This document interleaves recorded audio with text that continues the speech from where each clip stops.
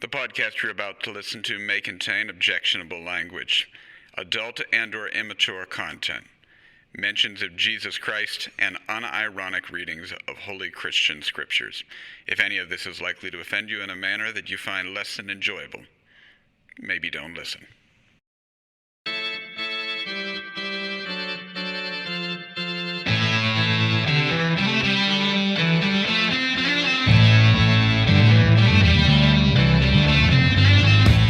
Hi, I'm Pastor Bob Schaefer. And I'm Pastor Eric Damon. Thanks for joining us.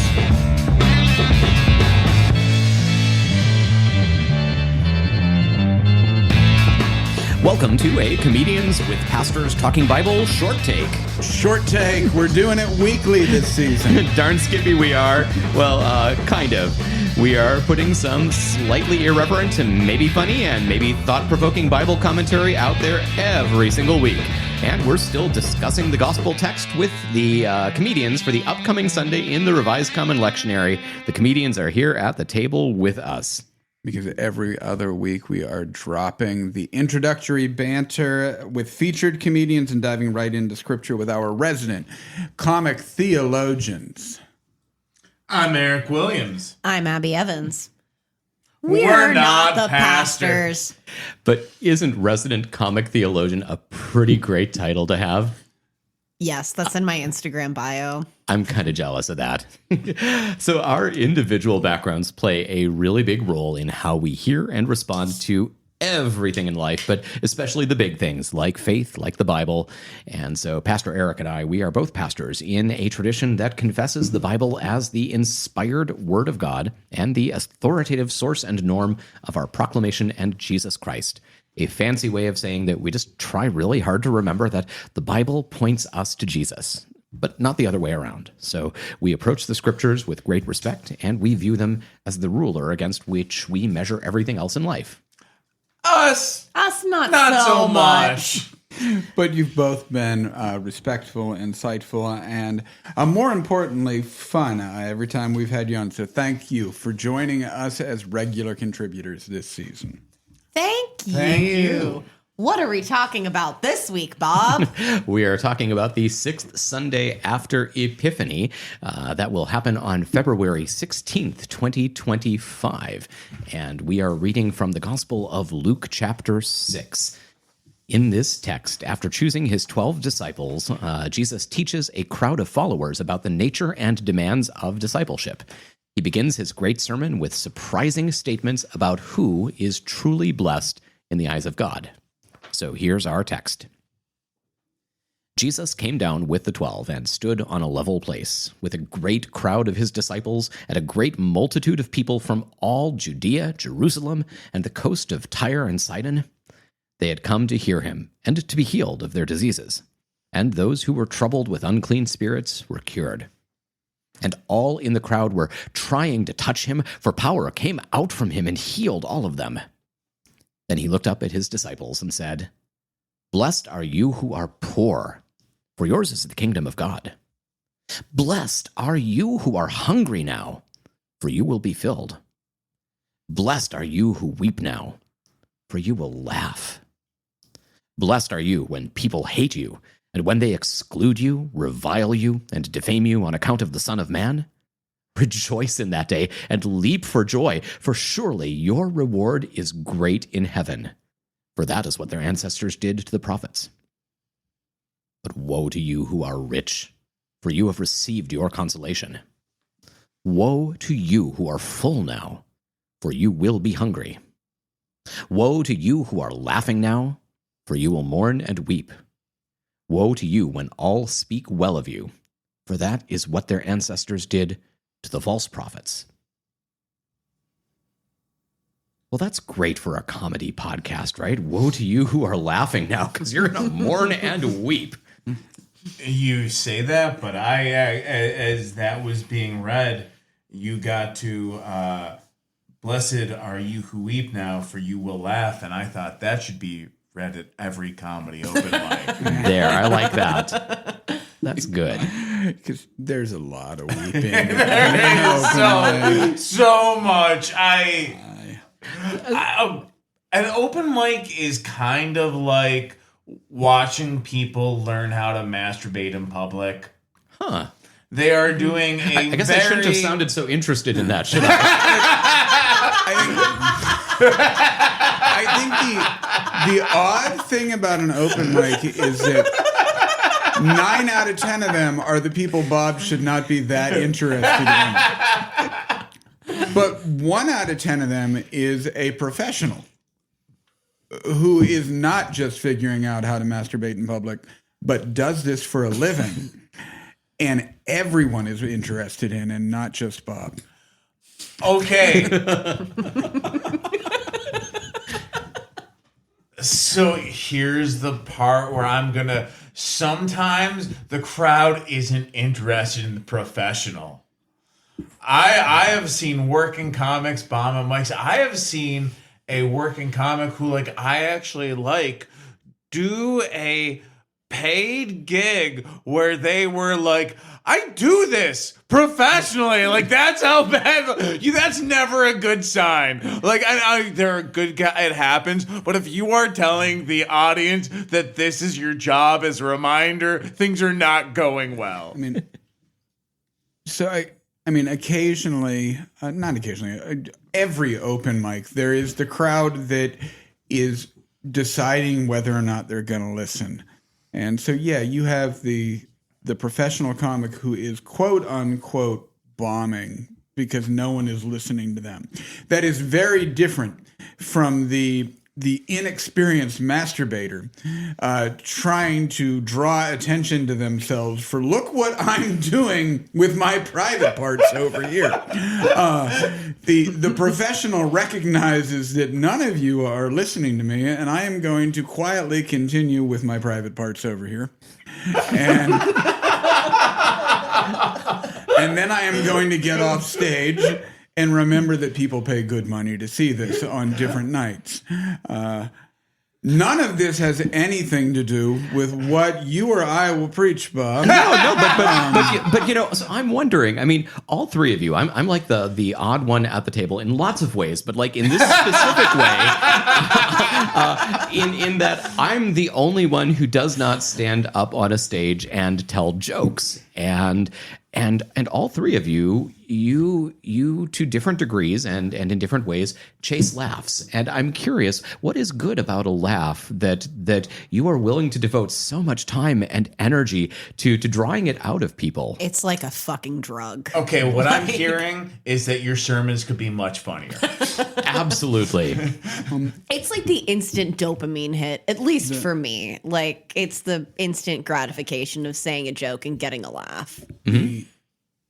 The laugh in a space that is designed to find out if you can make people laugh is different than the laugh at a funeral or in a sermon. The funeral laugh, the sermon laugh is a release of tension. The laugh at a moment where we came out and decided we just came out to laugh is a moment where if you get the whole room to laugh, everyone at the same time is living in the exact same moment. And that is, and I hate to make comedy more serious because it destroys it if you do. But there is a sacred thing about a group of people simultaneously living with no past and no future. We are just living now. And that the only place I've ever found that in my life, other than people laughing, is in big mountain skiing, where if you're not in the present, you're shit on a rock. And at 46, it's safer for me to chase laughs than to be on big mountains. You are a very Buddhist Lutheran. But maybe. You were talking about that being in the shared moment, no past, no present. Yeah. In my head, that sounded very much how the concept of Zen has been presented to me. Yeah. And I mean, I think I am not a universalist. I hold to the covenant to which I feel called to preach. But I do believe that many of the traditions throughout the world are seeking the same things. And if we can bring it back to what we're reading, the Sermon on the Level place here, that's a difference with what we just read. We did not read the Sermon on the Mount. You heard the blessed are thous. That sounds a lot like the Sermon on the Mount and the Beatitudes.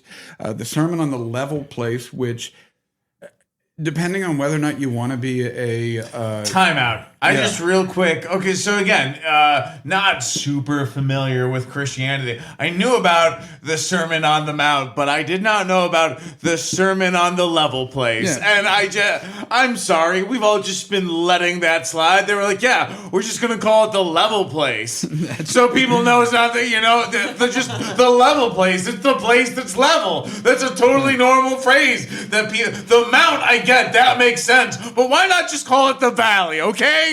Like the level place? Eric just made a face that was like, that sounds like a you problem, Eric. That was the I've got nothing face. that was the I don't know face. Because there really is. There is traditions throughout Christianity that want to take all of the Gospels and harmonize them, that everything had to happen exactly historically as they said. And for them, it is in many ways that this is one of the few places where also those of us who want to take what the Gospel writers are telling us to be specific to their own telling of the story can both be taken into place. Because so you have the Gospel, or you have the Sermon on the Mount, and then the Sermon on the Level place. If you're a harmonizer, well, obviously Jesus told this same sermon twice. But if you're not a harmonizer, why would Luke be so specific to say, we weren't on a mountain that day? I mean, that's a weird detail to bring up, as you just said. What he's basically saying is we weren't anywhere special. And the last guy who wrote about this said they were somewhere special. And perhaps Luke is as Luke says in Luke 1, that what I am doing is taking all of the writings, putting them together so that you can hear them. What he's trying to tell us here is this is a sermon Jesus gave a lot. Yeah. Yep. This is not just a sermon Jesus off the cuff gave. This was his talking points. Got you. This was not a live at the Mount, one time only. Was like his. This is his tight five, so to say. Like, Yeah. this is Yeah. it's not time to bullshit at an open mic. This is like fucking big leagues, baby. I'm losing the audience. Let's bring out the So for the non-comedians out there, tell us about a tight five. A tight five is any comedian's 5 minutes that is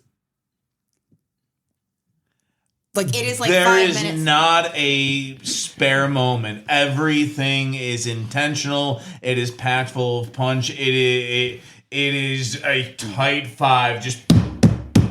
And do you have that prepared to go? I mean, do each of you, if I said tight five, each of you we could for 10 minutes hear tight five. Tell me tight five in which room? And yes. Okay. Yep. All right. I like that, the idea that this is Jesus' tight five, that this is something that he says regularly. He has rehearsed it. He's probably refined it. That there have been iterations of this, and it is a well-oiled preaching machine at this point. I actually think that's a really, really, really good analogy. Yeah. Yeah. I can have those. And so the thing that happens in this one, and we don't know whether the Sermon on the Mount is the norm or this is the norm, and which one broke from that. But the woes are not included in the sermon. So he's the blessed to the poor, the weak, that's all there. And then in Luke, he just shifts from that into the woes, which I tend to be in the camp that his tight five was the Sermon on the Mount. He told you who was blessed. And in Luke, we're seeing him get a crowd that isn't getting it. And he's like, yeah, and woe to the rich. Like, the good news to the poor is going to suck for them. Thought I knew my audience, but you guys like insult comedy. Okay. Well, and there are also, among scholars who try to piece together how these texts were constructed, they will often note that if something is left out, I mean, it's more likely that that if there's something that's awkward that's included, that is original, that is authentic, it goes back to Jesus, because the natural tendency is going to try to polish him up, right? If you are his editors, you're writing down the things that he said. If he, goes off on one of these, crazy wild hair, woe to you, woe to you, woe to you, you're going to want to try to, clean that up a little bit so that you don't offend people any more than necessary. So you just write down the blessed and the blessed and the blessed. So, if you've got Luke here who's intentionally including the woes, it seems like that is, it's more likely to be authentic Jesus than it's not, because it would be kind of embarrassing. It's a little awkward. It puts people in a place of power and comfort on notice. It makes me think of, there's the saying that maybe you've encountered this, every day the world turns over on someone who is just on top of it. Time out. Did you just compare a Jesus sermon to Luigi Mangione? Not intentionally. Yeah, you've got to connect that dot for me. Okay, you said that it was like, hey, those of you that are like rich and comfortable, maybe you shouldn't be. Which I feel is like how Luigi Mangione got the rich and comfortable feeling. There are many people who have preached degrees of that, and I do think that is authentically in Jesus, that there is a certain amount of social justice, of a you revolution mean the guy of that sorts. Flipped the tables of the with the artisanal the artisanal whip.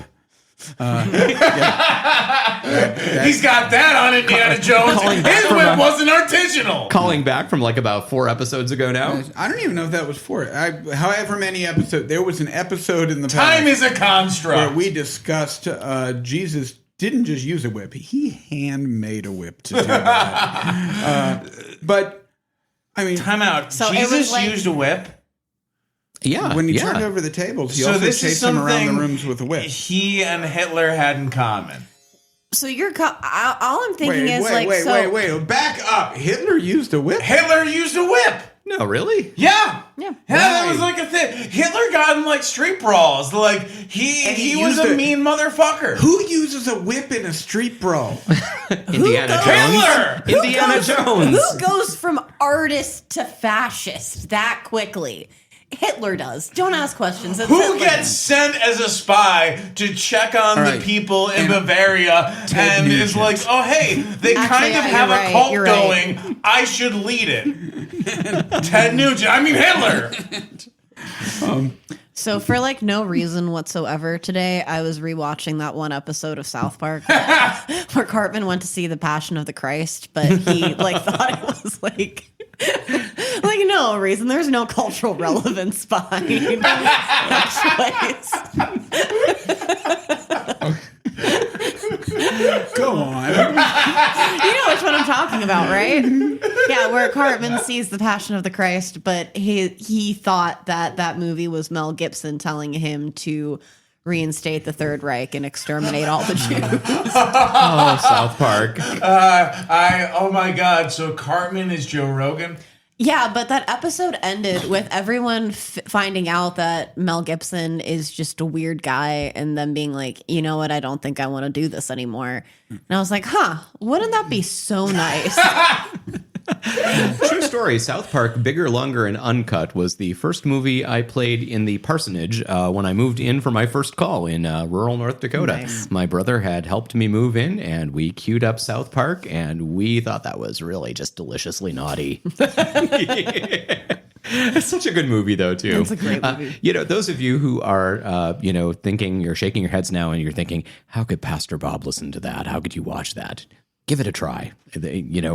Look, It's amazing, brilliant stuff. who amongst us can judge musicals? Let me just say, Martin Luther would have enjoyed it because the man was a poet in profanity, and South Park is, very much up his alley. That's all I'm going to say. Martin Luther versus Chaucer in a roast battle is, if I had a time machine, 100% what I would set up. I want to see that epic roast battle. That was so much more literate than what I just said. I feel so inferior now. Now, on top of all of this, we have to somehow this Sunday find the good news in.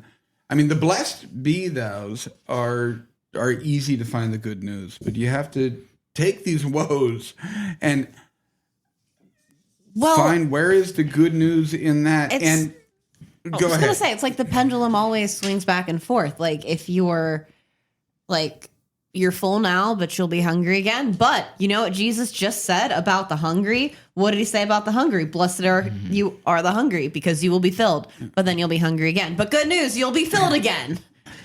I think that's really important. I mean, that for those upon whom woe is proclaimed, there is hope. You are not consigned to hellfire in this.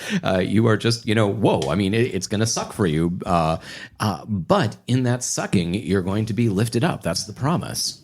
I like that a lot. Well, not obviously, but at least to me, obviously, we have to wrestle with the blessed are you when people hate you and when they exclude you, revile you in the U.S. Christian persecution complex, which is a lot like the military-industrial complex. Yeah, which is also a lot like the tech-industrial complex, which is too many complexes. Yeah, but please continue. It's how do we? I mean, and I don't know. This is a legitimate question to both of you. If the pastor is preaching that blessed are you when people hate you and revile you, which is a real thing that happens. I mean, grace, the idea that everyone, regardless of how much wrong you have done, is welcomed back into community, is still today the most offensive concept in the world. We're hated for preaching that. How do you preach that? Preach that and you are blessed, and divide it from the idea of preach, you need to be able to say Merry Christmas and people will hate you. It's a difficult, I mean, because this is a real difficulty for me, because I find that the concept of grace and inclusion that Jesus provides is still hated in the world. But it's not the thing that most people think of when they think of Christians claiming that we're hated. I feel like so often a big part of the church goes and reads this as, blessed are you when people hate you and when they exclude you, revile you, and defame you on account of you being a grade A asshole. And like that, this is giving me permission to be my worst self in the world, that I'm going to push the worst, most power hungry, most controlling aspects of myself and of my faith on others. And when they hate me for that, that is a sign that I'm doing God's work, and not a sign that I've gotten things seriously wrong in my life and in my faith and in my understanding of who Jesus is. Why are you cosplaying as Alex Jones right now? Am I really? Oh yeah. He's like, they hate me because I'm saying the fact that people hate me proves that I'm doing the right thing, and also God talks to me. I think I'm trying to say that I think that there's a lot of the church that really are feel that saying way. that, and that's really backwards. Jesus is not saying that's when you're blessed. He's saying you are blessed when they are hostile toward you because of me, because of Jesus.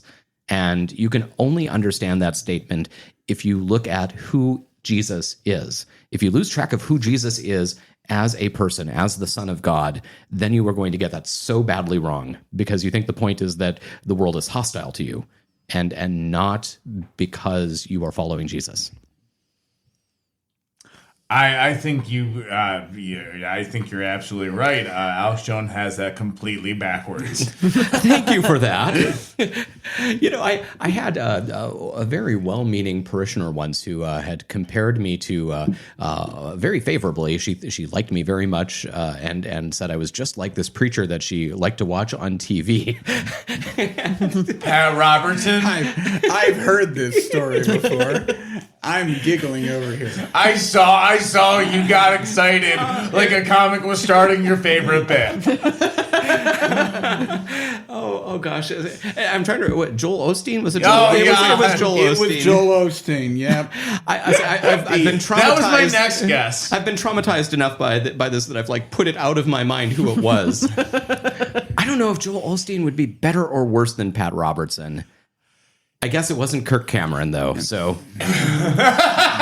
Wasn't our Christmas Lorax. We just missed him this year. It's a coin flip between they're. At least Jerry Falwell's son is interesting between the three of them.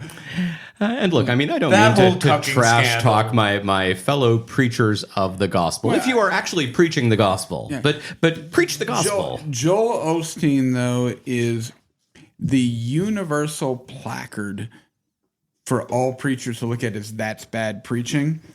Regardless of whether or not we are preaching the exact same message he is in our church, every preacher will lift up that this Joel Osteen prosperity gospel is garbage.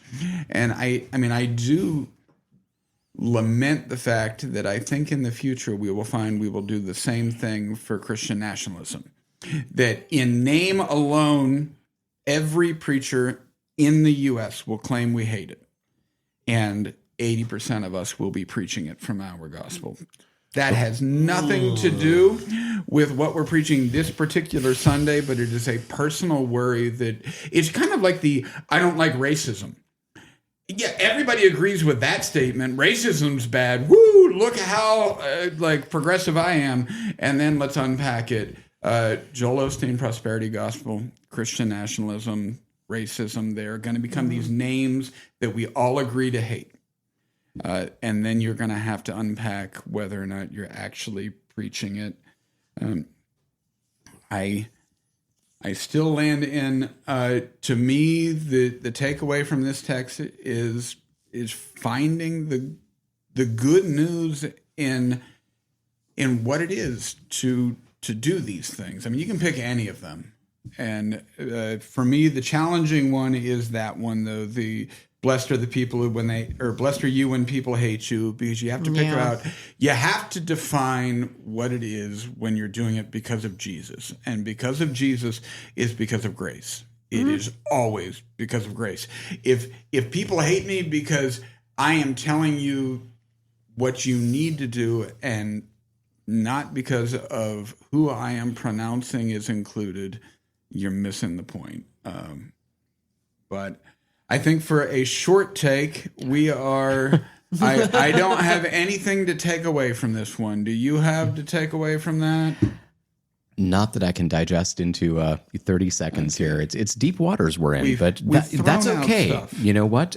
I feel like it's okay to jump into the Beatitudes and the woes and to just live with those and to experience that and to wrestle with it. It's okay. And preachers, if you aren't sure exactly how to bring good news out of this, that's kind of where we landed, that there's good news, but we're struggling. So and if you're not preaching and you want to work on a tight 5, open mics are always available in any city you live in, and you can be a right-wing bigot, you can be a left-wing whatever, and just there really is space for everyone. Say things into a microphone. Yeah. Speaking of saying things into a microphone, do you guys have anything coming up that we should know about? Yes, Valentine's Day, February 14th, I will be producing the X's Tour at Mr. Small's Funhouse. What's the X's Tour, Abby? Well, it is a parody roast of Taylor Swift. I will be playing Taylor Swift, and a bunch of other Pittsburgh comics will be playing her exes.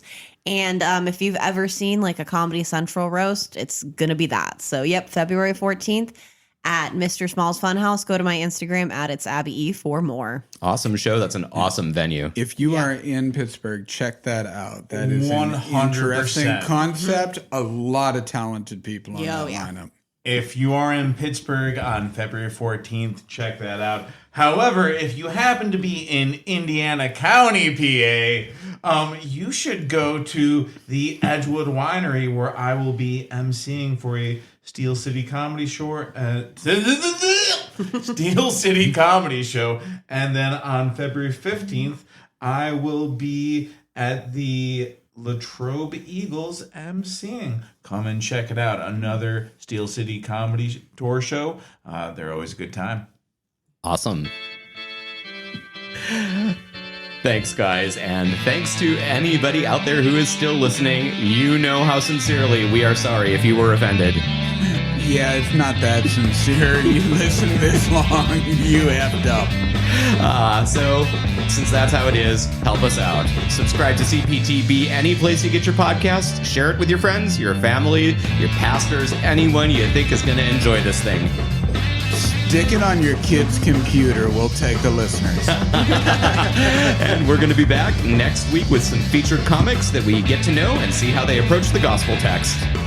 Until then, may the Holy Spirit do her thing in your life.